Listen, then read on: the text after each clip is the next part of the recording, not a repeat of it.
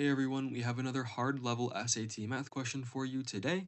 So in the xy plane, the graph of y equals x squared minus 9 intersects the line P at 1a and 5b, where a and b are constants. What is the slope of the line P? So what is the slope of the line P? Take a second, see if you can figure this one out for yourself before we get started. Okay, so the first thing I'm going to do is I'm just going to draw a quick graph here. When in doubt, always make sure that you're drawing a graph or any sort of picture, depending on the problem. Really does help you kind of visualize what you're trying to do here.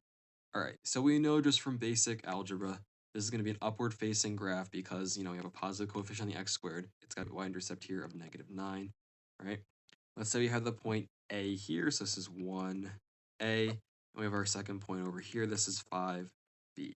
And we want to find a line, forgive me for my drawing skills here, we want to find a line P that's going to go through these 2 points, right? We want to find a line that's going to go through these 2 points, going to intersect at those 2 points. And what do we see here at these 2 points? We have an intersection point, and that means that these two are equal.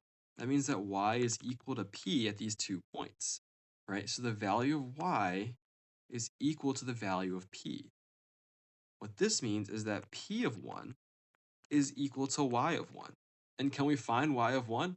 Yes, we can. We can just simply use this equation here. So we're going to get 1 squared minus 9, which is, of course, -8. We can do the same thing for 5, right? P of 5 is also going to be equal to y of 5. Now, is this true for any other points for P and for y? No. It's only true at the intersection points. But we do know that that's what we need. That's all we need to find slope is we need 2 points, right? And so, of course, y5, 5 squared minus 9 is going to be equal to 16. All right, we have 2 points on P. We have 2 points on P, right? We just solved for those. Now we can just do change in y over change in x is equal to slope, which is equal to, we have our change in y here, so 16 minus -8 is our change in y over our change in x. So our change in x here, we're going 5 minus 1. So we have 24 over 4, which is equal to 6, right? And what's our value going to be here? It's going to be 6a.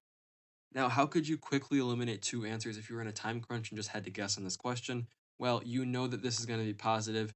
You know that from 1 and 5, we're also going to be going positive. So you could immediately eliminate these two. And again, just based on this drawing, obviously our slope of P is not going to be negative here.